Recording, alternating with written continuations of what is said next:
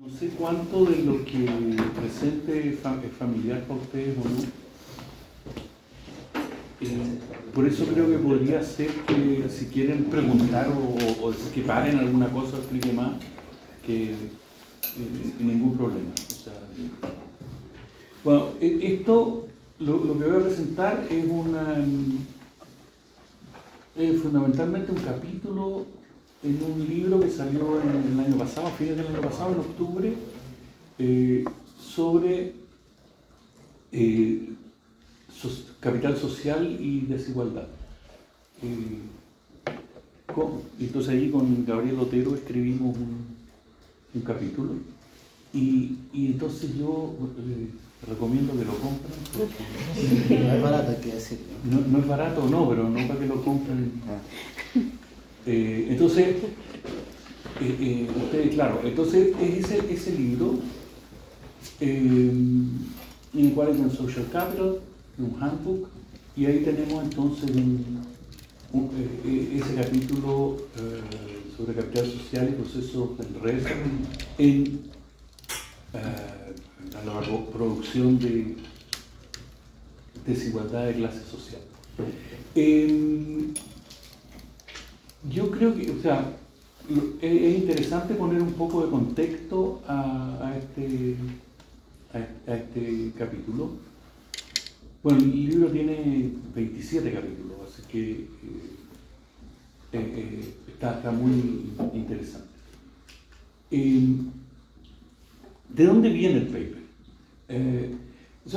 El 2021, entonces esto es para explicar un poco contexto y va a ver cómo se usa el análisis de redes y qué tiene que ver con esto.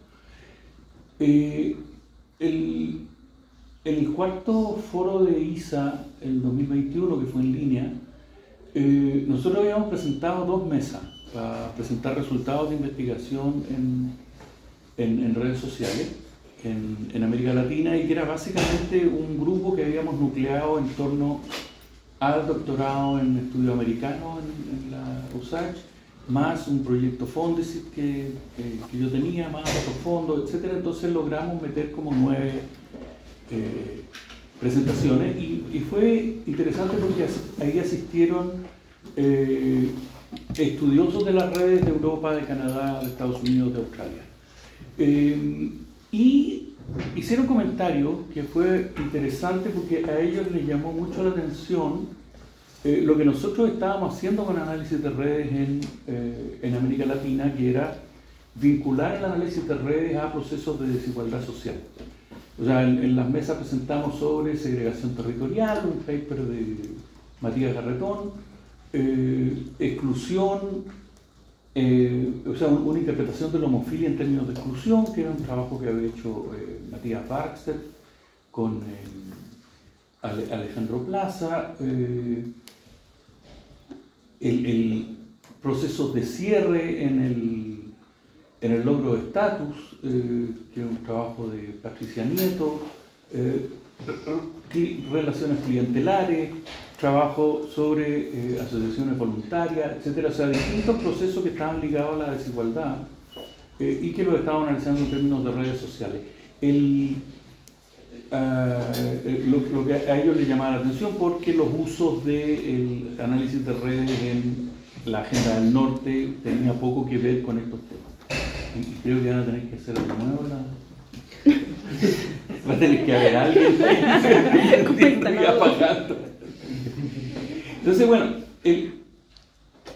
fundamentalmente la preocupación que al menos yo he tenido en esto ha sido no tanto el esoterismo de las metodologías asociadas con el análisis de redes, sino el vincular ese tipo de análisis, ese tipo de mirada con procesos que ocurren en la sociedad latinoamericana y en la sociedad chilena. Entonces eso fue lo que ya con algún grado de madurez logramos presentar en este foro y que causó interés y que nos llevó a que nos extendieran una invitación para escribir un capítulo a propósito de lo que estábamos haciendo. El contexto entonces es teórico y el paper es básicamente teórico, porque lo que yo diría, mi preocupación haciendo análisis de red durante los años 2010, 2010, tiene que ver fundamentalmente con cuál ha sido el impacto en la estructura social del proceso de modernización neoliberal en la sociedad chilena. Y esto es una preocupación donde yo diría que ha estado dominada por otro tipo de entradas al problema, fundamentalmente la agenda que definió el PNUD, y de ahí yo tomé un par de cosas. La primera, que tiene que ver con el tema de la individualización. O sea, la individualización ha sido destacada desde los fines de los 90, pero sobre todo en los años 2000, como una de las consecuencias principales de la modernización neoliberal.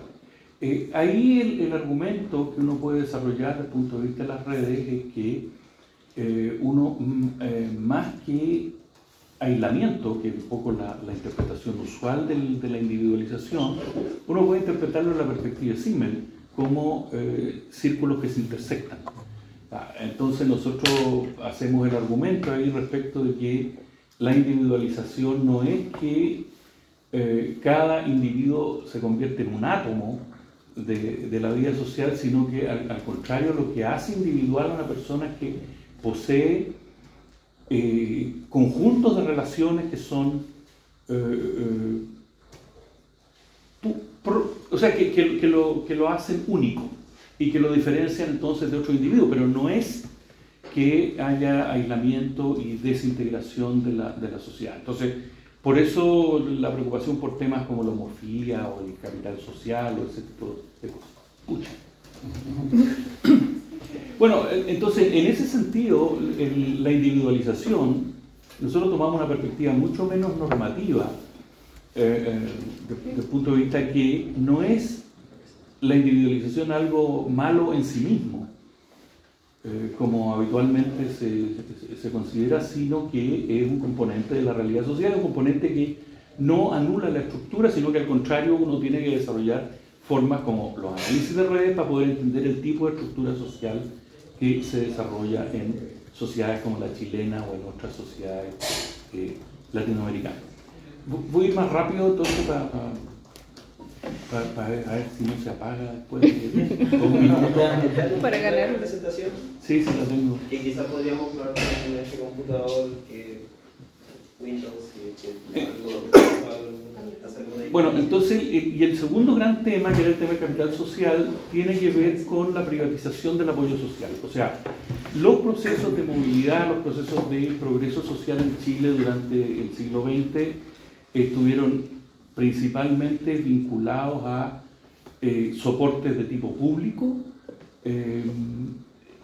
educación, empleo público, etcétera, partidos políticos, y lo que uno veía como resultado de la modernización neoliberal era que el apoyo social tendía a privatizarse y el apoyo a los procesos de movilidad tendía a privatizarse, y nosotros entonces empezamos a trabajar capital social, pero más en la vena de Bourdieu, Lean y Burke, y no en la idea de la celebración de la solidaridad, que es la perspectiva más usual para referirse a capital social. Y ahí hemos mostrado, por ejemplo, que en Chile los contactos de alto estatus son más relevantes que el volumen o la diversidad para progresar socialmente. Y ahora, bueno, estamos cerrando un paper con Alejandro Plas y Benjamín Cid sobre segregación en el crecimiento de las redes sociales en Chile. O sea, lo que nosotros mostramos ahí es que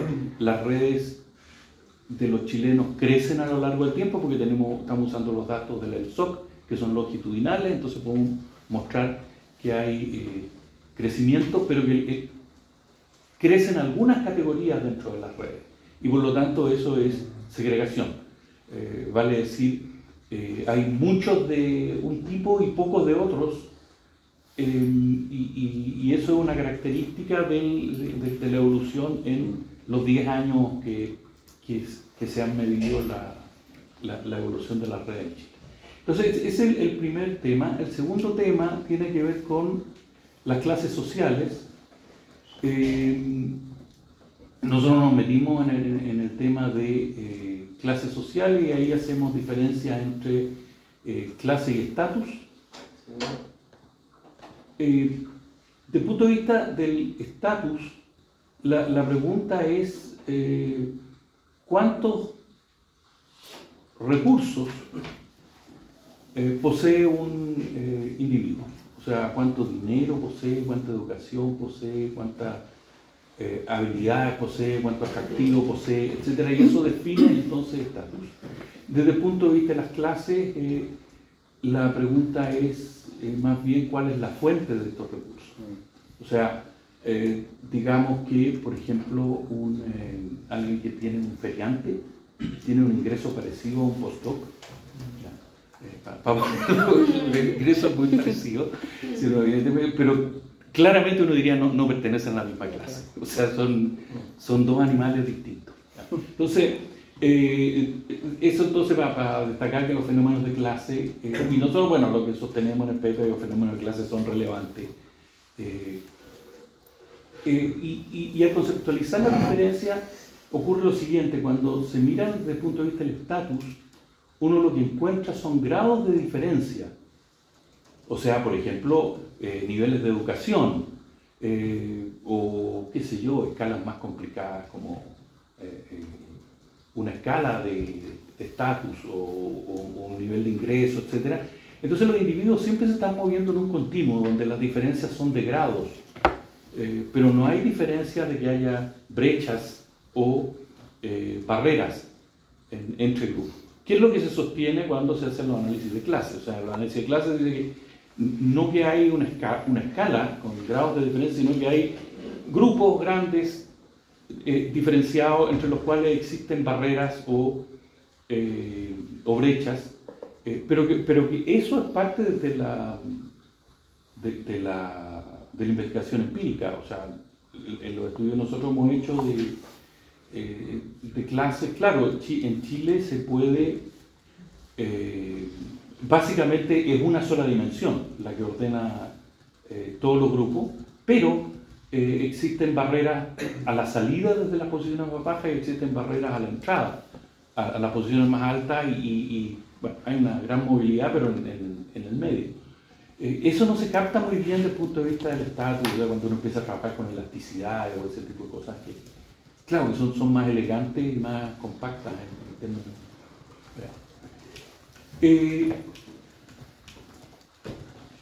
No se ha caído, pero...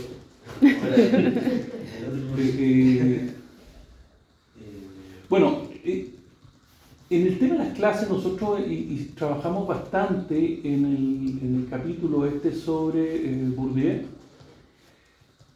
porque Bourdieu tiene bueno, primero porque el primero en conceptualizar el capital social, y porque él define su enfoque como relacional.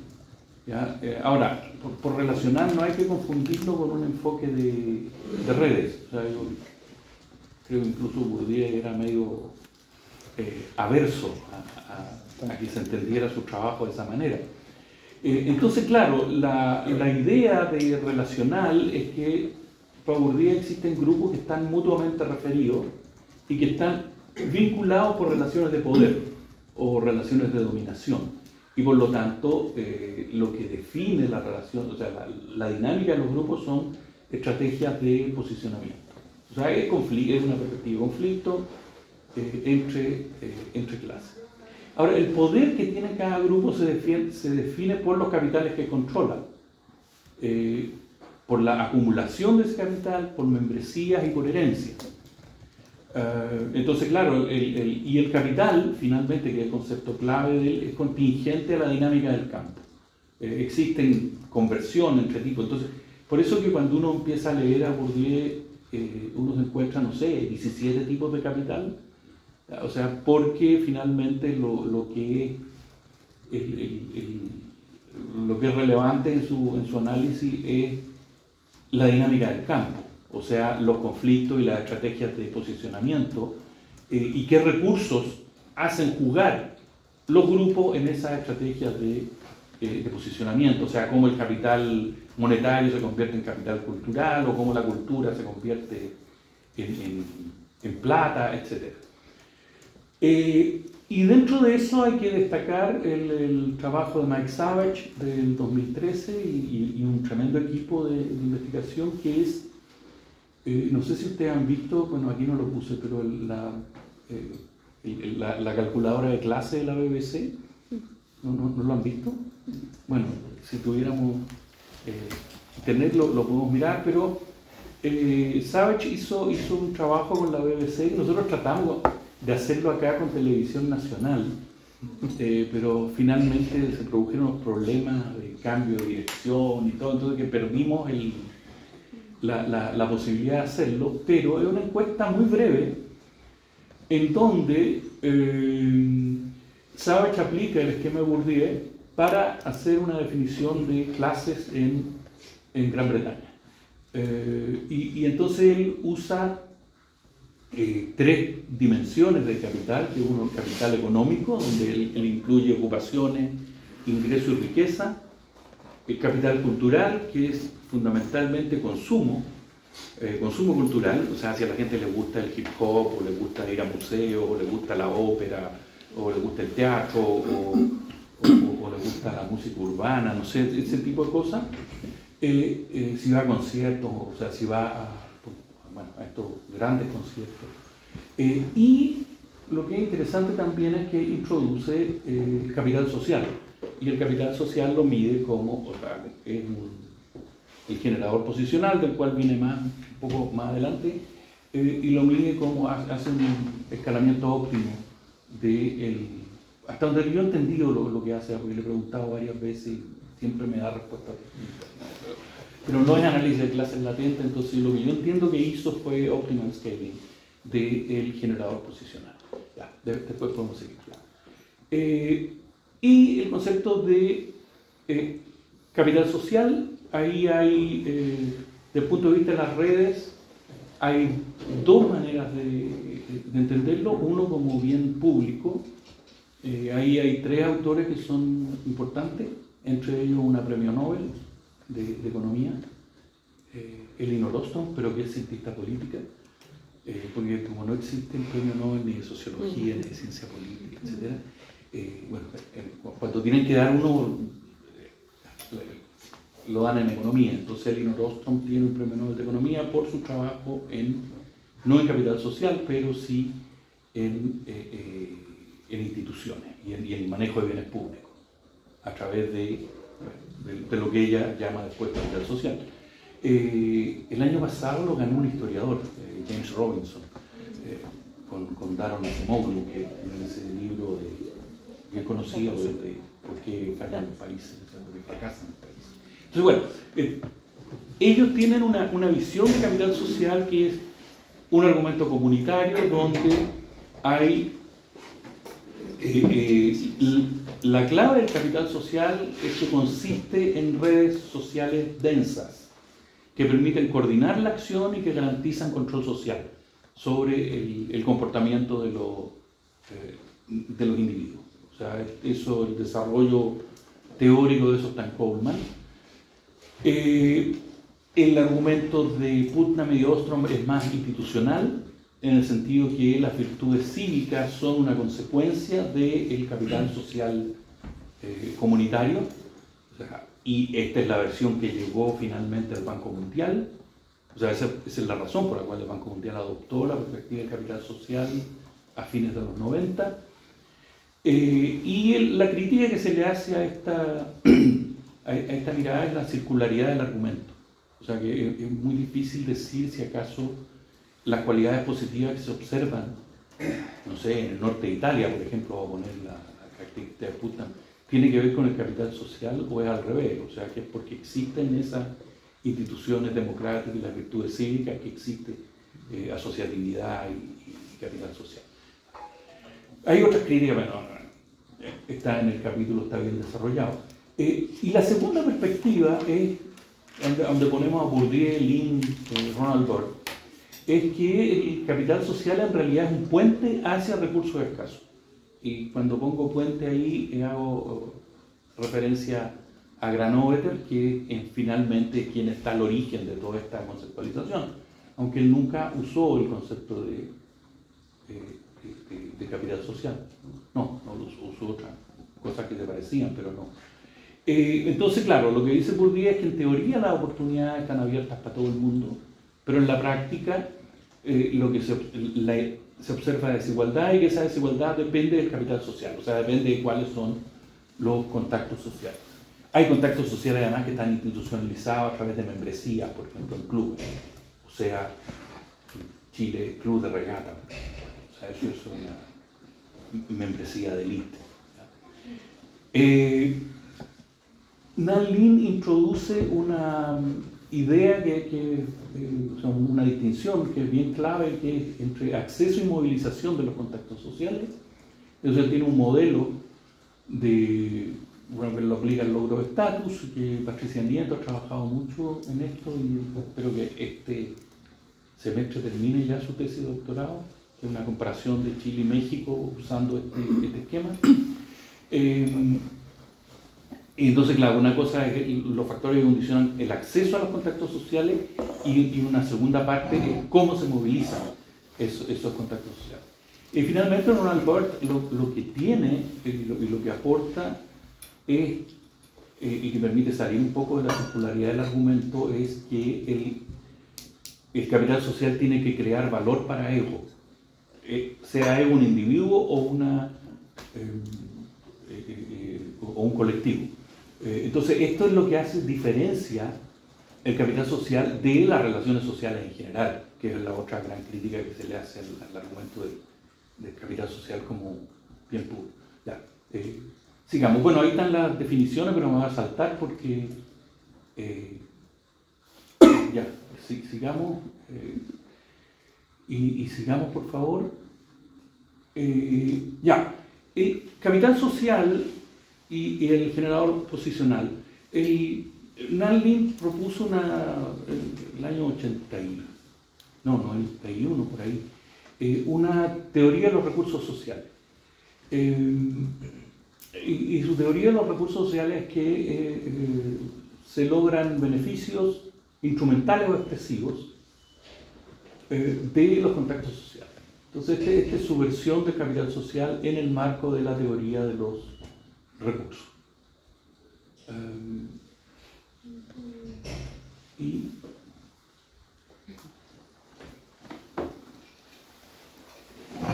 Bueno, el Nan propone esta teoría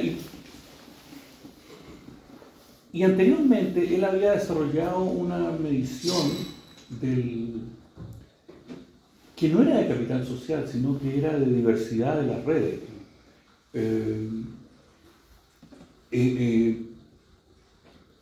O sea, diversidad de contactos en las redes, porque antes de que, esto es como del 86 por ahí, antes de eso se usaba fundamentalmente el generador de nombres, y el generador de nombres se hacía la crítica de que no reflejaba más bien el círculo más próximo, pero no la diversidad de los contactos que debían estar presentes en una red.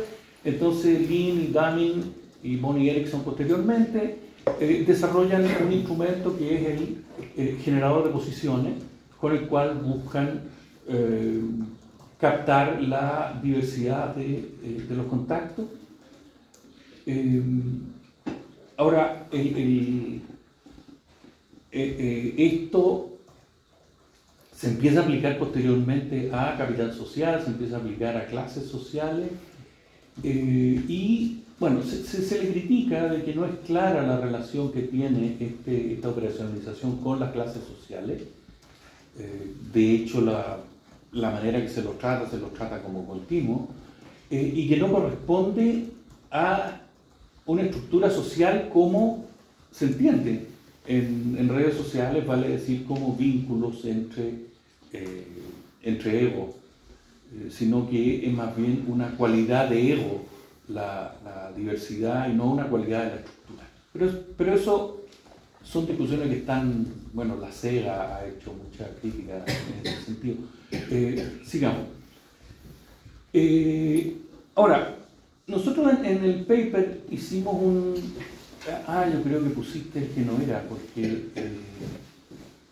claro, bueno, habían uno, por si alguien no conocía o no había visto lo que era un generador posicional, en la presentación estaba en la otra, bueno, pero parece que se perdió en el... Bueno, el generador posicional consiste en una lista de ocupaciones. Pueden ser cosas distintas a las ocupaciones, pero para vincularlo a clase, entonces las listas van entre 7 y 30. Habitualmente se usan entre 11 y 15. ¿Cuántas tiene el SOC? Creo que tiene 12, 13. Entonces en el SOC tenemos uno con 13 ocupaciones. La idea es que las ocupaciones ranqueen desde ocupaciones altas, como por ejemplo directivo en una gran empresa, o qué sé yo, abogado corporativo, a ocupaciones menos prestigiosas como carabinero o chofer de taxi, y finalmente ocupaciones bajas como aseador en establecimiento, o obrero de la construcción, bueno, feriante, qué sé yo. Entonces, la persona que responde dice en algunas versiones solamente si conoce a alguien en esas ocupaciones, y bueno, ahí simplemente si uno tiene 13 contactos, entonces uno tiene una red muy diversa. Si tiene 5 contactos, una red menos diversa, y uno puede hacer también algunas sofisticaciones como asignarle, o sea, codificar externamente, asignarle un puntaje a cada ocupación, y computar algunas medidas, no sé, de concentración o de más alto, más bajo, etc.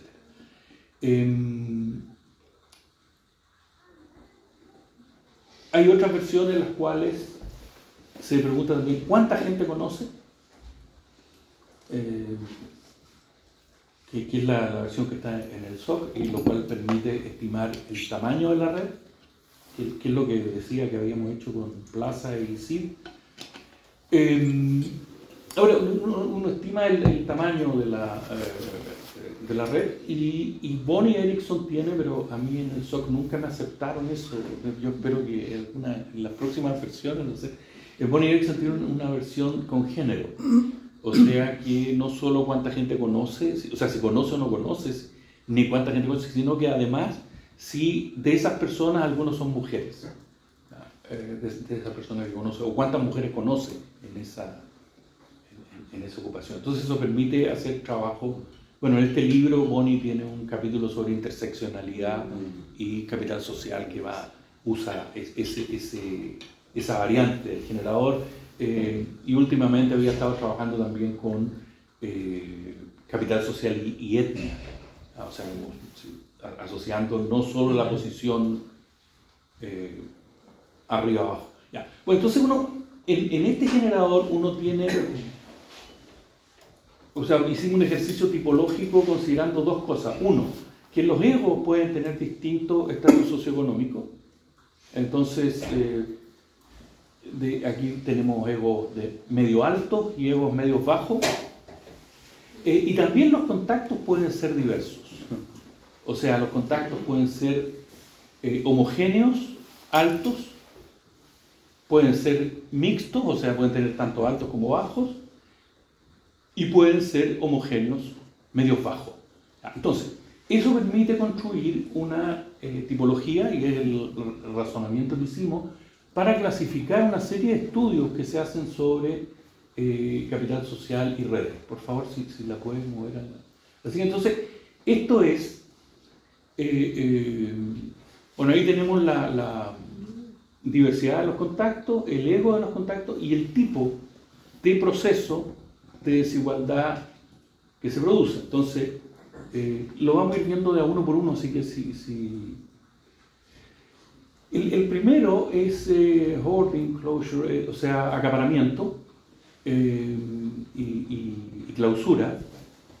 Entonces, que es una situación donde hay una correspondencia entre el ego del estatus y el tipo de diversidad que se observa en los contactos. O sea, el ego es de estatus medio alto y sus contactos también son del mismo estatus. Y esto se puede asociar con conceptualizaciones como la de Charles Tilly, de lo que él llama opportunity hoarding. Y aquí está entonces nuestro club de yates. O sea, son grupos de elite con membresías, entonces donde no cualquiera entra. Otra situación que podemos pensar es un estatus o sea, una situación donde el ego es más bien de estatus bajo y los contactos son altos. Entonces, es una situación donde el ego es un extranjero entre contactos de alto estatus y por lo tanto ego difícilmente puede sacar ventaja de la diversidad de recursos a los cuales está expuesto, porque está finalmente, si los recursos fluyen, van a fluir en una dirección que crea dependencia o subordinación. Ejemplo, el trabajo doméstico, y Bonolli tiene en Europa, en Italia, ha hecho un trabajo sobre migrantes desempleados que corresponde a este tipo de situación. Sigamos. Tenemos otra posibilidad que es donde el estatus de ego es alto, y que tiene tanto contactos altos como bajos. Y entonces aquí hay oportunidades para cultivar contactos diversos. ¿Ya? O sea, esto, a mi juicio, desde el punto de vista de la cohesión social, es el contexto más favorable. Para mí, proverbialmente, estos son las universidades y el contexto que más refleja este tipo de configuración y que permite la coexistencia de repertorios culturales muy diferentes. Sigamos. Hay uno que le llamamos de autonomía, de brokerage y negociación, donde egos de estatus bajo se mueven en círculos que tienen tanto contactos altos como bajos.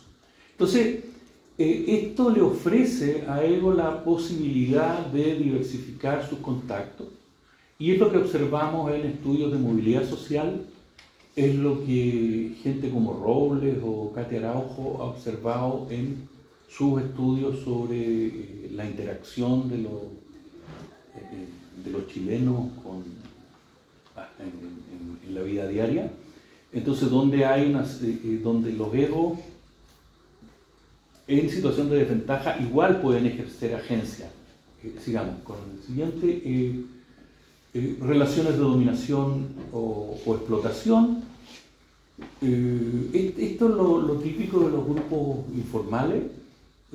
Hay trabajos en México de Larissa Lomnitz que muestran este tipo de configuración. Vamos al otro. Y finalmente exclusión, que es lo que yo estudié en mi tesis de doctorado en el 92, que es el tema de la pobreza. Cómo la pobreza está asociada con la ausencia de contactos fuera de un círculo que es homogéneamente pobre. William Julius Wilson lo había estudiado en Chicago antes, lo llama aislamiento social, y también es característico esto de los mercados de trabajo informales. Bueno, ahí quedamos. Entonces eso es un resumen, digamos, muy rápido del capítulo y de las discusiones.